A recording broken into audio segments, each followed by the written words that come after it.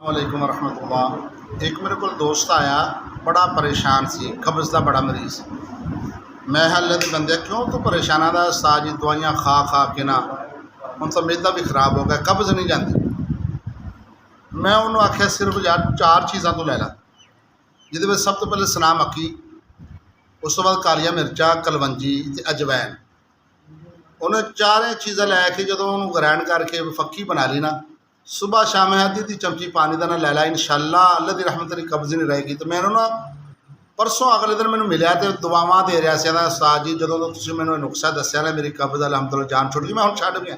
मैं कदे माड़ी मोटी खा लेंदा लेकिन मेरी कब्ज़ नहीं सी जाती, और मैं शुगर का भी मरीज़ अलहमदुलिल्लाह मेरी शुगर भी कंट्रोल हो गई है।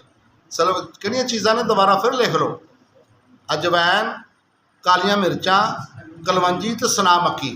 हम वजन लैना इन्हों छटांग 50-50 ग्राम लै लो, जितना तुसी लो हम लैके फक्की सुबह शाम इस्तेमाल करो, अल्लाह की रहमत नाल कब्ज़ नहीं रहेगी। और बाकी दूसरे लोगों तक शेयर करो, किसी भैन भरा का फायदा होएगा ना, तुहानूं सवाब मिलेगा, ये नेकी मिलेगी। ये मेरी वीडियो हर बंदा हर अगे शेयर करे, इंशाअल्लाह बहुत ज़्यादा फायदा हो गया।